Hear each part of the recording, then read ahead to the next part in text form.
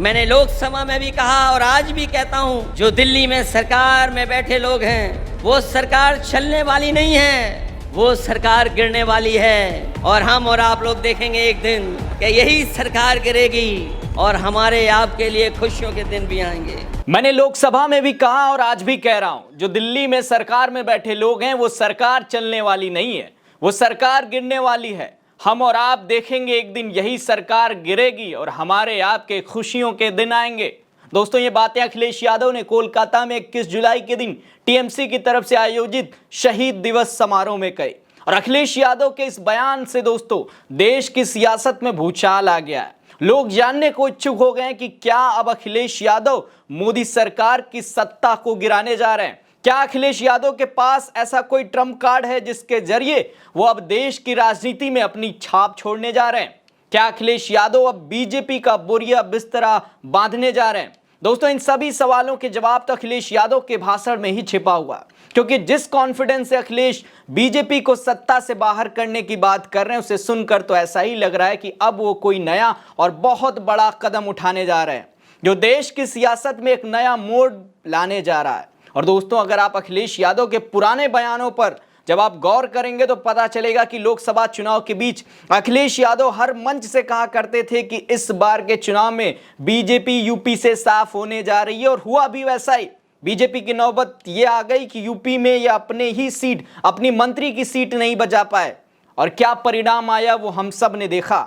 और अब एक बार फिर अखिलेश यादव का ये कहना है कि सरकार गिरने जा रही है। मैंने लोकसभा में भी कहा और आज भी कहता हूं, जो दिल्ली में सरकार में बैठे लोग हैं वो सरकार चलने वाली नहीं है, वो सरकार गिरने वाली है। और हम और आप लोग देखेंगे एक दिन कि यही सरकार गिरेगी और हमारे आपके लिए खुशियों के दिन भी आएंगे। दोस्तों, ये सवाल राजनीति में भूचाल के साथ साथ बीजेपी के खेमे में हलचल पैदा कर रही है। मगर दोस्तों, ये बात सच है कि एक तरफ यूपी की सियासत में भूचाल मचा हुआ योगी बनाम केशव की लड़ाई में, तो वहीं दिल्ली में हार की वजह अभी भी खोजी जा रही है, जिसको लेकर बीजेपी के अंदर ही घमासान मचा हुआ है। ऐसे में अगर अखिलेश यादव ने कोई भी दांव चला तो ये लगभग तय माना जा रहा है कि बीजेपी की सरकार गिर जाएगी। पर अब देखना यही है कि आखिर अखिलेश यादव क्या और कब अपना दांव चलते हैं। मगर दोस्तों, वहीं बंगाल में अखिलेश यादव ने बीजेपी के षड्यंत्र को लेकर भी मोदी सरकार को खूब घेरा।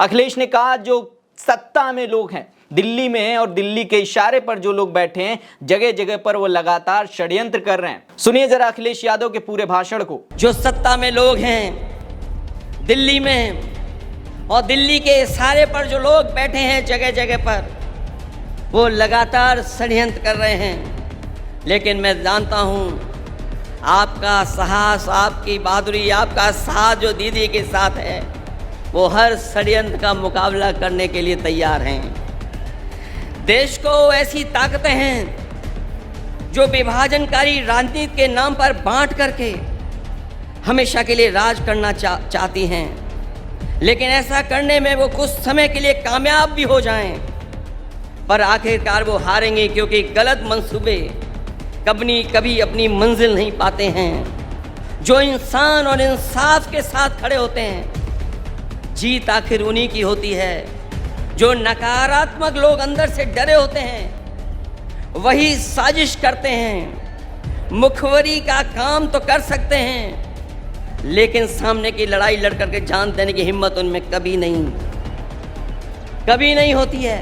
दोस्तों, अखिलेश यादव बंगाल में 21 जुलाई के दिन शहीद दिवस में शामिल होने के लिए गए थे, और पश्चिम बंगाल में 21 जुलाई 1993 की याद में टीएमसी हर साल शहीद दिवस मनाती है।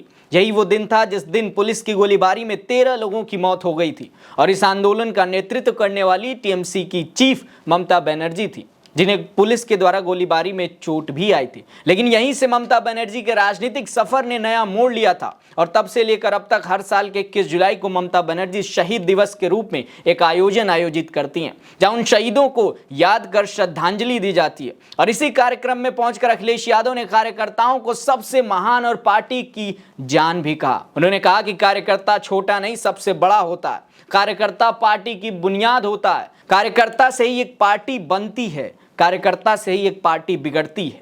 सुनिए जरा अखिलेश यादव के इस बयान को भी। कोई कितना भी बड़ा लीडर हो जाए या कभी कोई भी बड़ा पद ना पाए, लेकिन वो कार्यकर्ता हमेशा रहता है।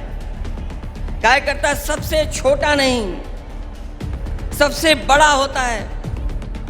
कार्यकर्ता ही किसी दल की बुनियाद होता है।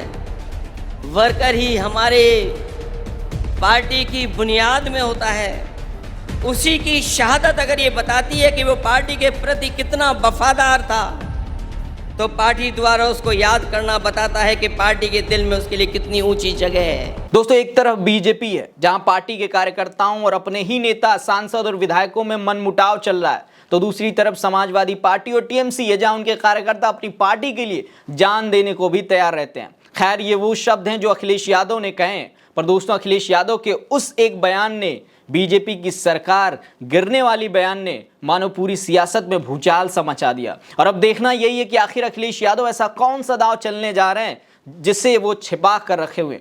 और अगर आपको इसका जवाब पता हो तो आप नीचे कमेंट सेक्शन में लिख कर बताइएगा कि आखिर अखिलेश यादव ऐसा क्या करने जा रहे हैं जिसे वो बंगाल में, कोलकाता में खुले मन से बीजेपी को चैलेंज करते हुए कह रहे हैं। आज के लिए इस वीडियो में इतना ही। मेरा नाम है अरुण चौरसिया। मिलेंगे अगले वीडियो में, तब तक के लिए आप अपना ख्याल रखिएगा। नमस्कार।